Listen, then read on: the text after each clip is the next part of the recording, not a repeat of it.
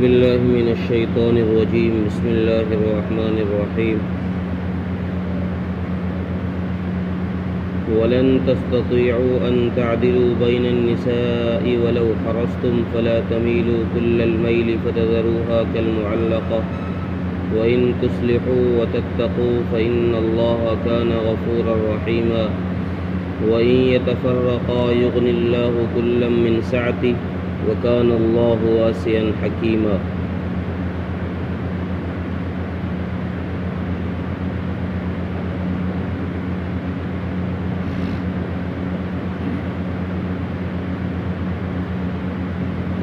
ان آیتوں میں اللہ تبارک و تعالی نے میاں بیوی کے لیے ایک بہت اہم بات پیش فرمائی، اور یہ ان لوگوں کے لیے ہے جن کے ایک سے زیادہ بیویاں ہیں۔ اس سورت کے شروع میں اللہ تبارک و تعالی نے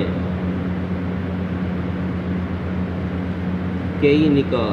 4 نکاح تک کرنے کی اجازت دی، لیکن پھر وہاں پر اس کے ساتھ یہ بات بھی اللہ تعالیٰ نے ارشاد فرمائی وَإِنْ خِفْتُمْ أَلَّا تَعْدِلُوا، کہ اگر تم کو یہ ڈر ہو کہ تم ان سب کے درمیان میں انصاف نہیں کر پاؤ گے، برابر کا ان کو نہیں رکھ پاؤ گے، تو پھر اس کو چھوڑ دو، پھر 2 نکاح 3 نکاح نہ کرو، پھر ایک پر ہی اکتفا کرو۔ اور اگر تم کو لگے کہ تم برابری کر دو گے 2 میں 3 میں 4 میں، تو پھر تم اتنے نکاح کر سکتے ہو۔ اب یہاں پر اللہ تبارک و تعالیٰ نے جو سورت کے شروع میں یہ بات ارشاد فرمائی تھی کہ اگر تم کو ڈر ہو کہ تم برابری نہیں کر سکو گے تو چھوڑ دو، یہاں اللہ تبارک و تعالیٰ نے ایک بات ارشاد فرمائی ہے کہ تم ان عورتوں کے درمیان ہرگز برابری نہیں کر سکتے، جن بیویوں کو تم رکھ رہے ہو اپنے نکاح میں، ان کے درمیان میں تم ہرگز برابری نہیں کر سکتے۔ کس چیز میں؟ جو وہاں پر برابری کا حکم دیا گیا تھا وہ برابری تھی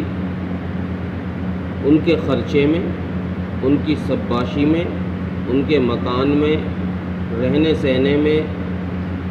جو ضروریات ہوتی ہیں، جو میاں بیوی کے حقوق ہوتے ہیں، ان میں برابری کا حکم وہاں دیا گیا تھا، اور یہ برابری کرنا مرد کے لیے واجب ہے۔ یہاں پر جس برابری کا انکار کیا گیا ہے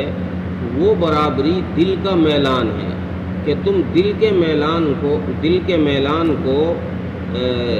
برابر نہیں رکھ سکتے۔ ایسا نہیں ہو سکتا کہ دونوں بیوی سے ایک جیسی ہی محبت ہو، ضرور کہیں نہ کہیں اس محبت کے اندر کمی بیشی آئے گی۔ پھر رسول اکرم صلی اللہ علیہ وسلم کی احادیث کو مفسرین نے پیش کیا کہ رسول اکرم صلی اللہ علیہ وسلم سے زیادہ منصف اور عادل بیویوں کے درمیان اور عوام کے درمیان بھی، عام معاملات میں بھی آپ صلی اللہ علیہ وسلم سے زیادہ انصاف کرنے والا اس زمین پر کوئی نہیں آیا۔ اللہ کے نبی صلی اللہ علیہ وسلم کے بیک وقت نکاح میں 9 بیویاں رہی، 11 سے آپ کا نکاح ہوا، لیکن ایک وقت میں آپ کے 9 بیویاں رہی ہیں۔ آپ صلی اللہ علیہ وسلم نے ان 9 کے لیے ان کے حقوق جو تھے، ان کا مکان، ان کا مہینے کا خرچ، ان کے کپڑے، ان کی جو ضروریات تھی وہ سب کی طے کر رکھی تھی، حتیٰ کہ آپ صلی اللہ علیہ وسلم عصر کے بعد یہ معاملہ بھی طے کر رکھا تھا کہ عصر کے بعد کسی ایک کے پاس وقت نہیں گزارنا۔ عصر کے بعد آپ صلی اللہ علیہ وسلم 5-5 منٹ 10-10 منٹ ساری بیویوں کے پاس جایا کرتے تھے ملاقات کے لیے،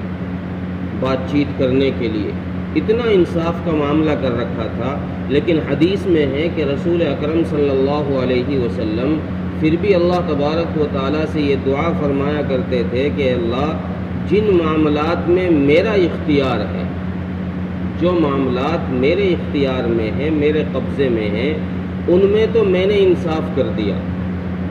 لیکن جو معاملہ میرے اختیار میں نہیں ہے، اگر اس میں کمی بیشی ہو تو اس پر میری پکڑ نہ فرمانا،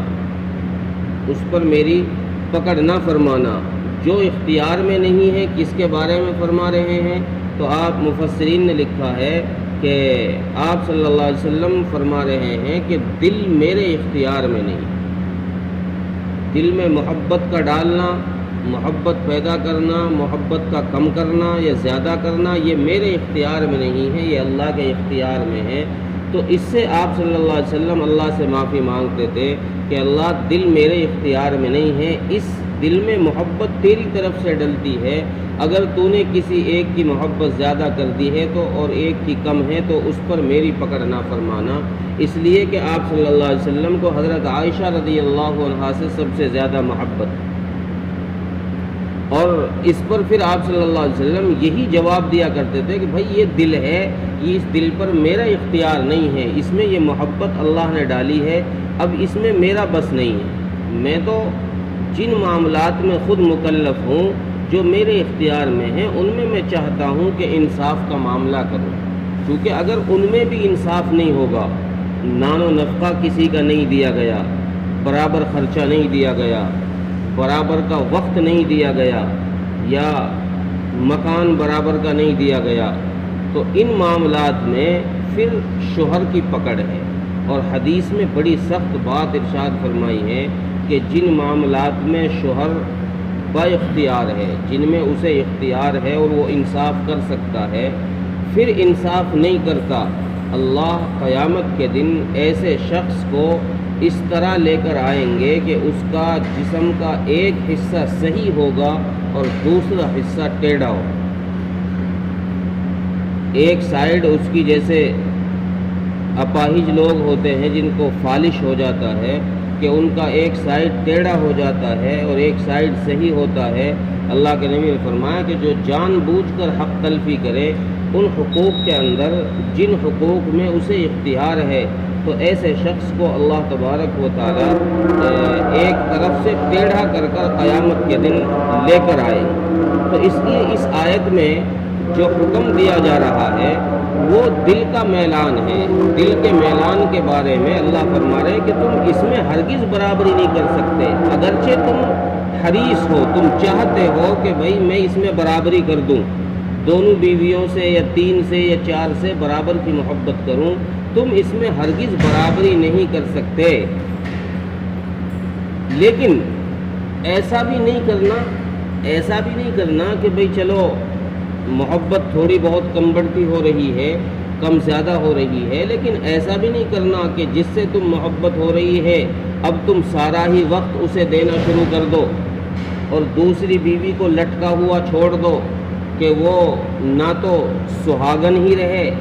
اور نہ وہ بیوہ ہی ہو، یعنی نہ تو تم اس کو بیوی ہی بنا رہے ہو صحیح معنی میں، اور نہ ہی تم نے اس کو طلاق دی ہے کہ وہ آزاد ہو جائے۔ تو اس معاملے میں اللہ تبارک و تعالیٰ نے سختی کے ساتھ روکا ہے، اور قرآن کا اسلوب دیکھیے، قرآن کریم نے زندگی گزارنے کا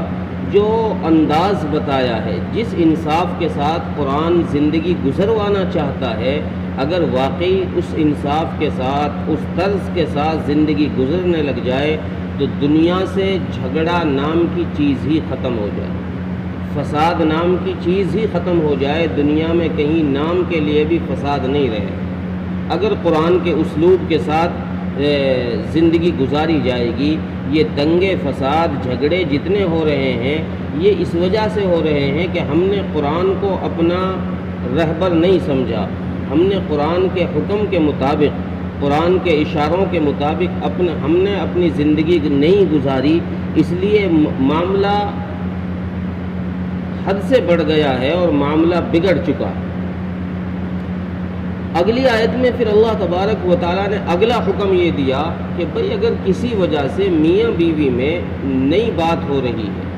نبھاؤ نہیں ہو رہا ہے، تو پھر ظاہر بات ہے تم اس کو لٹکا ہوا بھی مت چھوڑو، اس کو طلاق دو۔ اگر تم نے اس کو طلاق دے دی، تم میں جدائی ہو گئی ہے، تو پھر اللہ تبارک و تعالیٰ اپنی وسعت سے تم دونوں کو غنی کر دیں گے، بے پردہ کر دیں گے۔ غنی کرنے کا مطلب یہ ہے کہ اس عورت کے لیے تم سے بہتر کوئی دوسرا شوہر اللہ دے دیں گے، کہیں دوسری جگہ وہ نکاح کر لے گی تاکہ وہ اس کی زندگی صحیح گزر جائے۔ اور تمہارے لیے معاملہ یہ ہے کہ اللہ تبارک و تعالیٰ تمہیں بھی کوئی دوسری ایسی بیوی دے دیں گے جس سے تمہارا نباہ ہو جائے، جس سے تم نبھا سکو،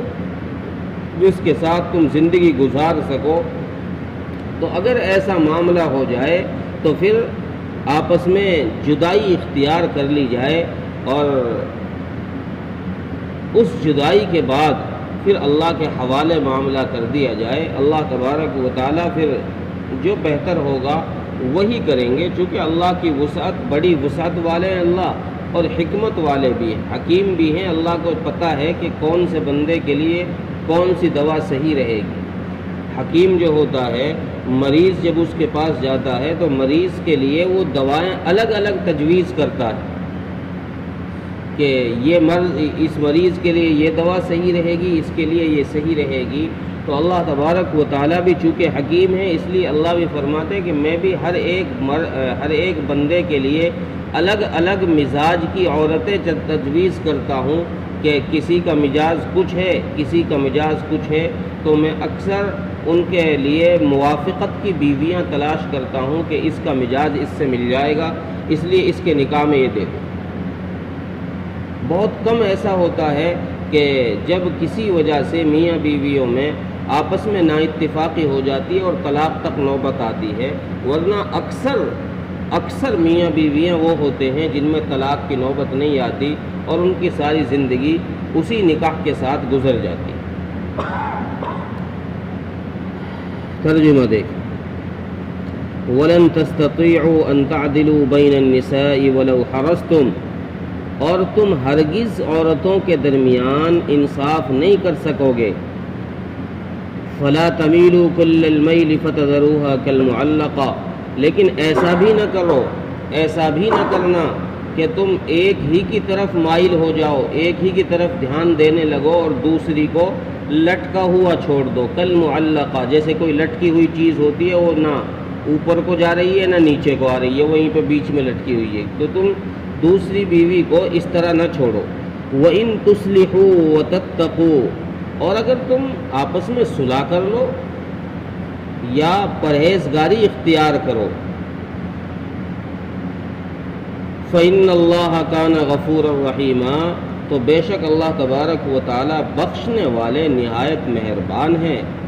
وَإِن يَتَفَرَّقَا يُغْنِ اللَّهُ كُلًّا مِّن سَعَتِهِ، اور اگر ان میں جدائی ہو جائے یعنی طلاق ہو جائے تو اللہ تبارک و تعالیٰ دونوں کو اپنی وسعت سے بے نیاز کر دیں گے، یعنی دونوں کو الگ کر دیں گے، کسی کو کسی کی ضرورت ہی نہیں رہے گی۔ وَكَانَ اللَّهُ وَاسِعًا حَكِيمًا، اور اللہ تبارک و تعالیٰ بڑی وسعت والے اور حکمت والے۔ اللہ تعالیٰ ہماری توفیق عطا فرمائے۔